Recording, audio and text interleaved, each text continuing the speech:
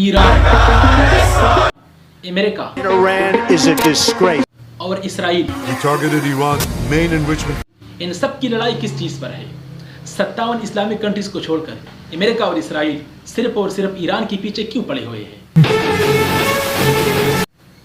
ایران، امریکہ اور اسرائیل کی اس لڑائی کو پوری طرح سمجھنے کے لیے ہمیں ذرا پیچھے جانا پڑے گا۔ ان سب چیزوں کی شروعات ہوتی ہے ورلڈ وار 2 سے۔ We shall never surrender! جس ٹائم پہ دنیا کے سب ممالک کے پاس صرف اور صرف 2 آپشن تھے کہ یا تو وہ برٹش امپائر کو چوز کرے اور یا ہٹلر کا ساتھ دے۔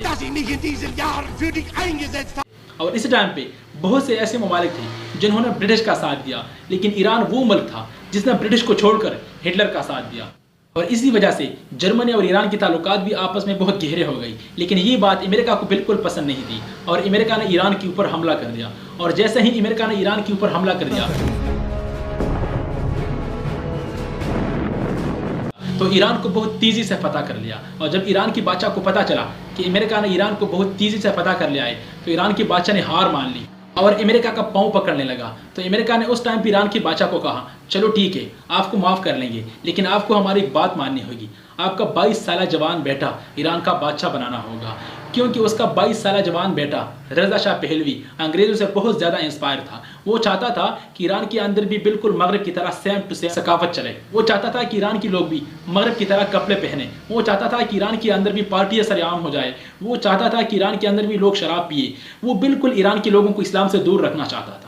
اور جیسے ہی رضا شاہ پہلوی کی حکومت بنی تو اس نے سب سے پہلے پردے پر پابندیاں لگا دی، مسجد اور مدرسوں کو بند کر دیا گیا، بڑے بڑے اسلامی اسکالرشپ کو گرفتار کر دیا گیا، شراب ایران کے اندر اتنا عام ہو گیا کہ اس سے پہلے ایران وہ ملک تھا جس میں شراب کا نام و نشان نہیں تھا۔ اور جیسے ہی رضا شاہ پہلوی کی حکومت آئی تو ایران نے شراب کو باہر ایکسپورٹ کرنا شروع کر دیا، اتنی فحاشی ایران کے اندر عام ہو گئی۔ سب چیزوں کو دیکھ کر ایک اسلامی اسکالرشپ سامنے آتا ہے جس کا نام تھا آیت اللہ خامنہ۔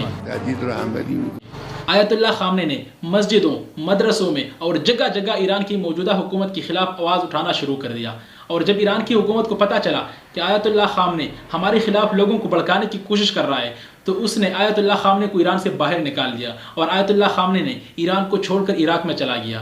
اور جب آیت اللہ خامنہ عراق میں زندگی گزار رہا تھا تو اس ٹائم پہ ایک جوان لیڈر اس کی ساری حرکتوں کو نوٹ کر رہا تھا، اور وہ تھا صدام حسین۔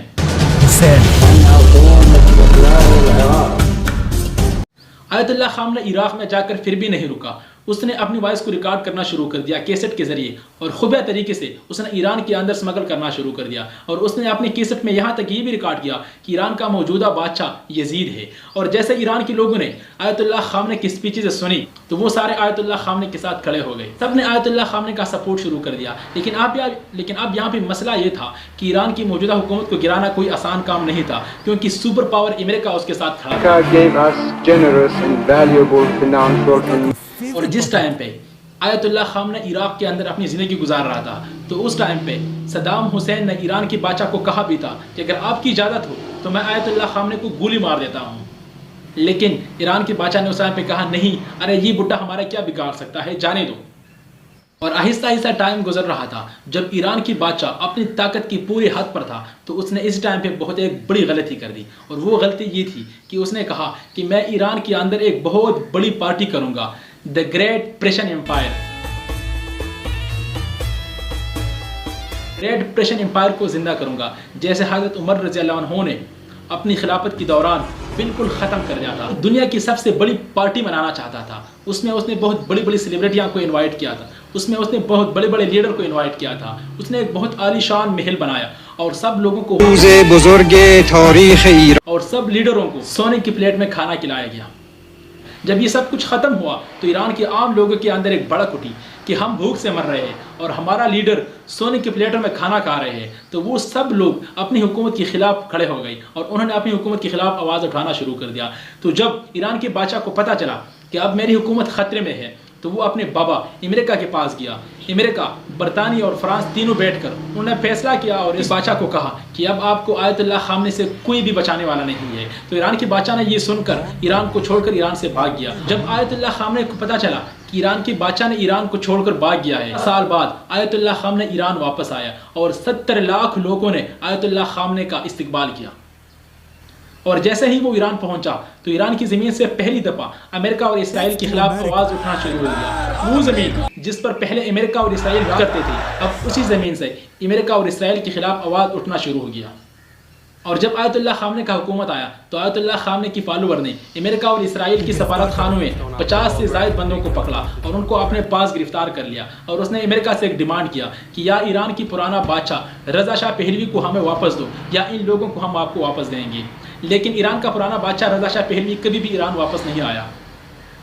ایران میں آیت اللہ خامنہ نے اپنی حکومت بنا لی، اور جیسے ہی ایران کے اندر آیت اللہ خامنہ کی حکومت بنی، اسی ٹائم پہ at the same time Iran کی بالکل پڑوس میں ایک دوسرا ملک ایران، جس میں بھی ایک نیا لیڈر بنا، صدام حسین۔ لیکن اب یہاں پہ مسئلہ یہ تھا کہ آیت اللہ خامنہ اپنی اسپیچوں میں اپنے بادشاہوں کے خلاف بار بار بولتا تھا۔ ان سب چیزوں کو دیکھ کر عراق کا بادشاہ صدام حسین نے اپنی حکومت کو بچانے کے لیے بنا کچھ سوچے بنا کچھ سمجھے امریکہ کے کہنے پر ایران پر حملہ کر دیا۔ اور جیسے ہی عراق نے ایران پر حملہ کیا تو 8 سال تک مسلسل لڑائی چلی۔ ایک طرف امریکہ سپر پاور، اسرائیل اور عراق تینوں تھے، اور دوسری طرف ایران اکیلا تھا، لیکن پھر بھی ایران کا کچھ نہیں بگاڑ سکا۔ اور 8 سالوں کے بعد آخر ان کا معاہدہ ہو گیا اور جنگ ختم ہو گئی۔ جیسے ہی ایران کے ساتھ جنگ ختم ہوئی تو اس کی کچھ ہی عرصہ بعد آیت اللہ خامنہ اس دنیا سے چلا گیا۔ آیت اللہ خامنہ کی وفات ہونے کے بعد ایران کا دوسرا لیڈر بنا آیت اللہ علی خمینی۔ یہ آج بھی ایران کا سپریم لیڈر ہے، اور جیسے ہی آیت اللہ علی خمینی ایران کا بادشاہ بنا تو ایران کو پتہ چل گیا تھا، عراق کی لڑائی دیکھ کر اس کو پتہ تھا کہ کسی بھی ٹائم کوئی بھی ملک ہم پر حملہ کر سکتا ہے، تو ایران نے اپنے ملک کو بچانے کے لیے ایٹم بم بنانے کا سوچا۔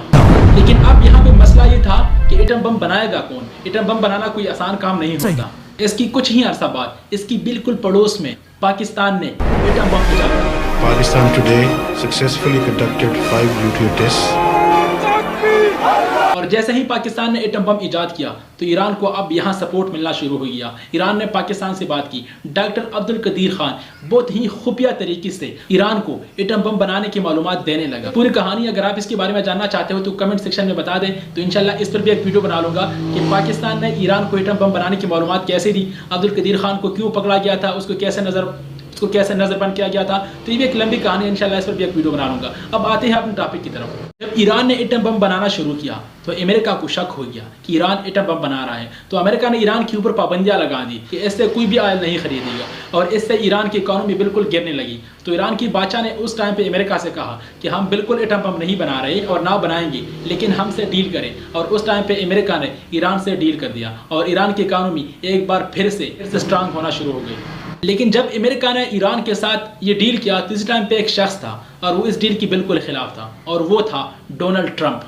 اور کچھ ہی ٹائم گزرنے کے بعد جب ٹرمپ نے الیکشن جیتا، جب ٹرمپ اقتدار میں آیا تو اس نے ایران کے اوپر وہی پابندیاں دوبارہ لگا دی۔ ایران کے ساتھ جو ڈیل کیا تھا اس کو بالکل ختم کر دیا، اور جب ایران کی ڈیل کو ختم کیا، ایران کے اوپر پابندیاں لگائیں ٹرمپ نے، تو ایران نے بھی امریکہ کی آنکھوں میں آنکھیں ڈال کر اپنا نیوکلیئر پروگرام پر کام کرنا شروع کر دیا۔ اور جب امریکہ کو پتہ چلا کہ ایران اپنے نیوکلیئر پروگرام پر کام کر رہا ہے تو امریکہ نے ایران آئل پھینکا، اور جس میں ان کا آرمی چیف قاسم سلیمانی کو مار دیا گیا۔ اور یہ ایران کے لیے بہت ہی شرمندگی کی بات تھی کہ ان کا آرمی چیف اس طرح آسانی سے مارا گیا۔ تو ایران کے لوگ بھی غصے میں تھی اور ایران کی حکومت بھی غصے میں تھی۔ تو اس ٹائم پہ ان کا نیا لیڈر بنتا ہے ابراہیم رئیسی، اور جیسے ہی ابراہیم رئیسی اقتدار میں آیا تو اس نے امریکہ کے خلاف بولنا شروع کر دیا، اپنا نیوکلیئر پروگرام جاری رکھا، اور امریکہ کی آنکھوں میں آنکھیں ڈال کر بات کرنا شروع کر دیا۔ اور اس نے جتنے بھی اسرائیل کے خلاف لڑنے والے گروپ تھے تو ان سب کو پڑھنے کرنا شروع کر دیا۔ اور اس ٹائم پہ اسرائیل اور غزہ کی لڑائی بھی اس ٹائم پہ بیچ میں آئی، لیکن اس کو اب ایکسپلین نہیں کرتے۔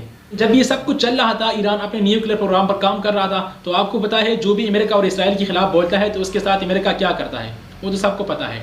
جب ابراہیم رئیسی اقتدار سے ختم ہو گیا، اس کے بعد ایک دوسرا لیڈر بنا ان کا، اور وہ جب اقتدار میں آیا تو اس نے امریکہ کو صاف صاف کہہ دیا کہ ہم کوئی ایٹم بم نہیں بنائیں گے، ہم اپنے نیوکلیئر پروگرام پر بالکل کام نہیں کریں گے، لیکن ہمارے ساتھ ڈیل کر دیں۔ اور جیسے ہی امریکہ ایران کے ساتھ ڈیل کرنے کے لیے تیار ہوا تو اس ٹائم پہ بیچ میں آتا ہے اسرائیل۔